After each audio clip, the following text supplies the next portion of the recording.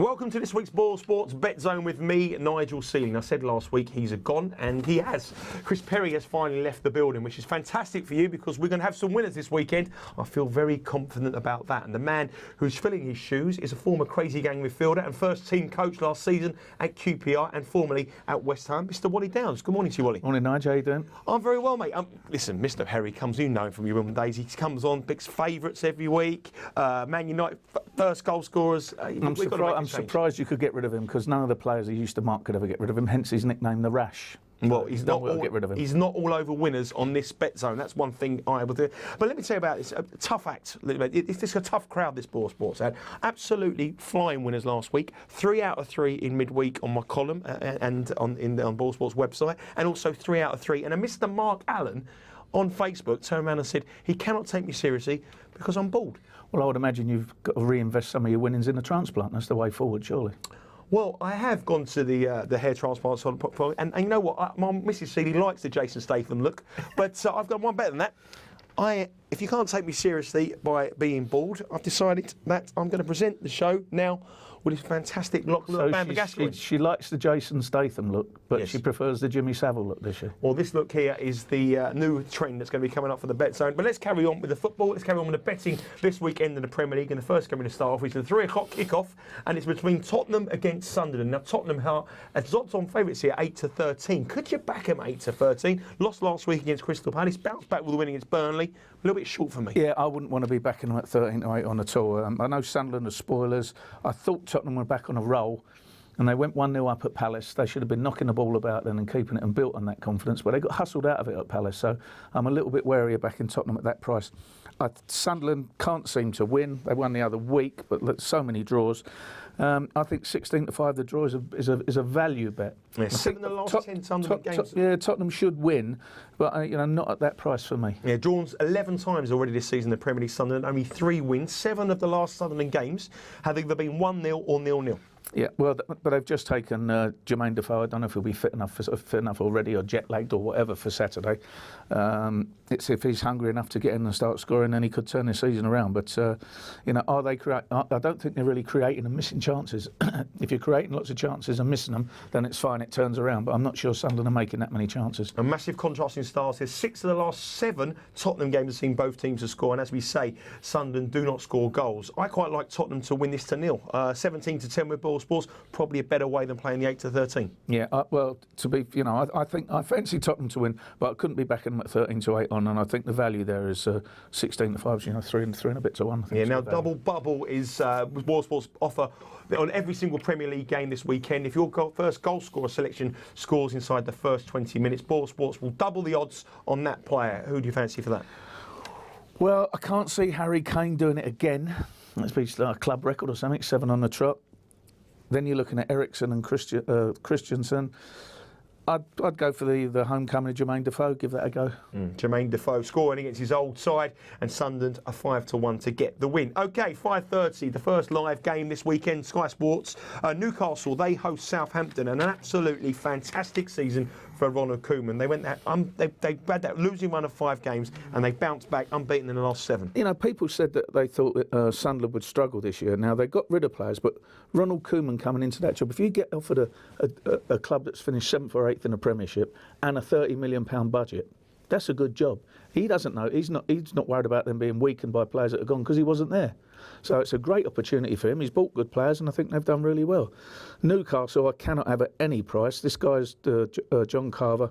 It's the worst job application ever that he's putting in for. He's lost 2 on the trot. They're not creating. The fans are having a bit of a go last week. He put a weakened team out. Looks like the Geordies may want him, though, because he's one of their own, and one of them, be careful of what you wish for, I think. Yeah, Newcastle haven't scored since Alan Pardew left. They lost 3-0 against Chelsea. They lost 1-0 against Leicester. Last 5 Southampton matches have all been under 2.5 goals. And I quite like Southampton to win 0 here again. Yeah, that'd be my bet as well. But you're talking about the double bubble bet. I think Shane Long, I had him at Reading for it when he was a young player.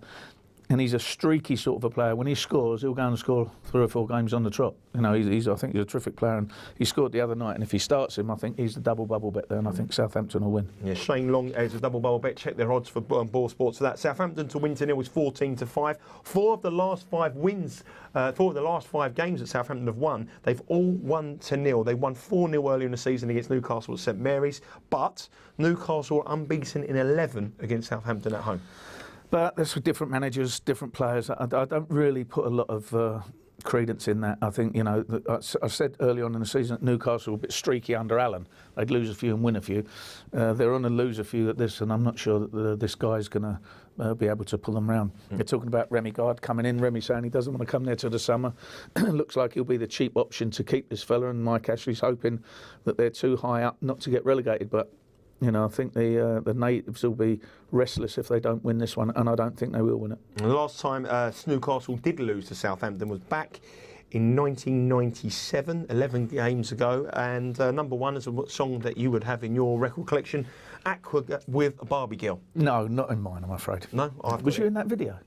Yeah, I've got that. I've got that at home. It's one on my playlist. Barbie Girl every week. The last time that Southampton did win Newcastle, but I think their records will be broken this time around. I don't think there's a lot of value 13-10. I think they'll win Southampton, but I don't think that's a great deal of value. 14-5 to win to nil's a good bit, though. Yeah. I mean, you can't see Newcastle scoring. No, at I all. can't. I mean, Papazidze is the only one who scores. Well, I would imagine all the agents and the players' phones are red up there. You know, they'll be looking to jump ship. A lot of those, you know, the foreign players that come in, you know, some not knocking them, but you know, they want to come in, but equally they want to get out. You know, they have no real allegiance to Newcastle, so their agents' phones will be buzzing now. Okay, 1:30 on Sunday. One of your former teams you obviously coached a couple of seasons back. West Ham, they're at home to Hull. West Ham, fantastic game midweek against Everton. Incredible atmosphere at Upton Park, and at home they're looking good. Yeah, they are. The problem they got is that would have taken a lot out of them the other night, emotionally and physically. You know, it's the 90 minutes plus the extra time plus the penalties. It's a late finish. You know, I would imagine Sam takes a lot of advice off the sports scientists there, and they will be looking to freshen their squad up. Is the squad big enough still to be able to rotate enough players and bring them in? I know they've lost a couple to the African Cup of Nations. I'm not sure if they've gone to the other tournaments on at the moment. I think West Ham will win, but the bet I fancy is the West Ham draw no bet.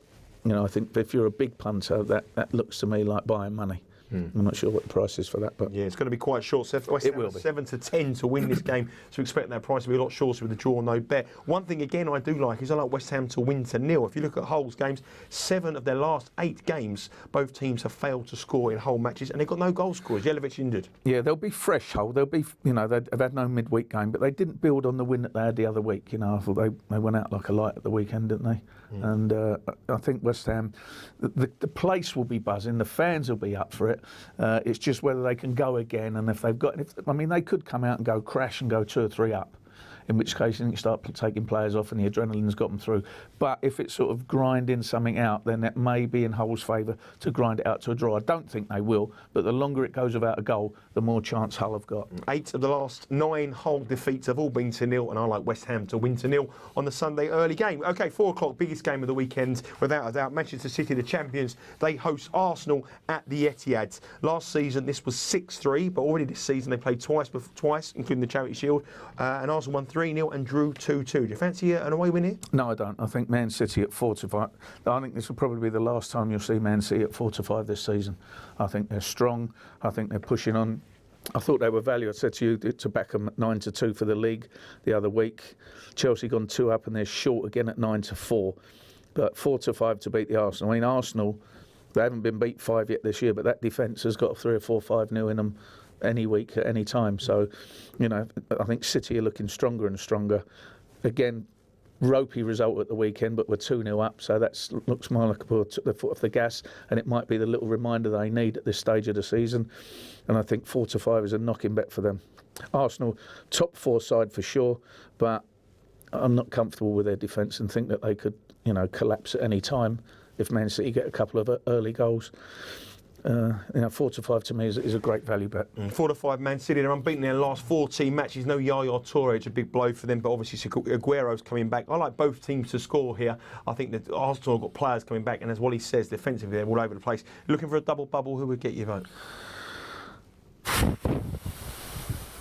Okay, we're going to Monday, 8 o'clock. It's Everton at home to West Brom on the Monday Night Football. Everton bitterly disappointing after their defeat against West Ham, but they played well with 10 men and they've taken a bit of character and a bit of confidence from a 1-1 draw with Man City last time out. Will they win here, Everton? I think they'll win, but they've got the same problems as West Ham. You know, they've got the added thing of losing the game, so they've done the 90 minutes. Well, I thought they played really well. I thought I've been disappointed with them all season, and I didn't think they were in a false position. I thought they were in danger, and they still are because of where the performance gave me a lot of hope for them. They looked as though they were back to how they were playing last year. I think they're a good price. Lukaku's the double bubble bet for me, but I still think that West Brom are a spoiling side, but they're a poor side.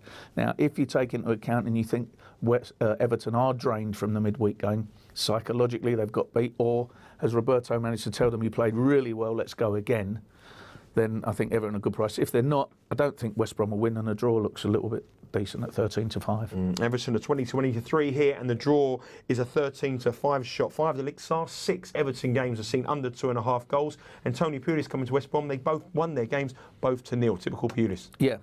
Again, you know that he will spoil them. He'll be working on shape and functional work. The players may not like it, but they'll respect it, and at least they'll know what they're doing. And as I say, they could go there and they could spoil it, but I was pleased with the way Everton played in the week. Looked like they were back to where they were last season. Everton, as we know, on a terrible run now.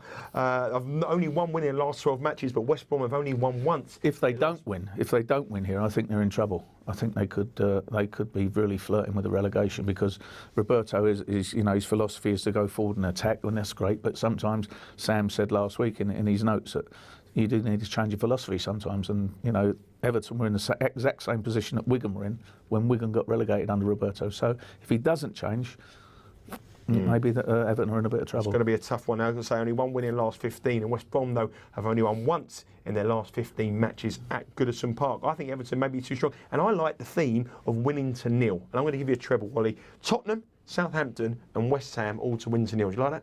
I like it, but I think there's got to be one goal in one of those 3 teams, even if they get beat. Okay. What's your nap? My nap, if you're a big punter, is the one early on with no West Ham, draw no bet. West Ham, draw no bet against Hull. Okay, hopefully you're taking these tips seriously now with my new haircut. Wally Downes, former Wimbledon midfielder, thank you very much for joining us here on the Betzone. Hopefully we've marked your car this weekend with some tasty winners. See you next week.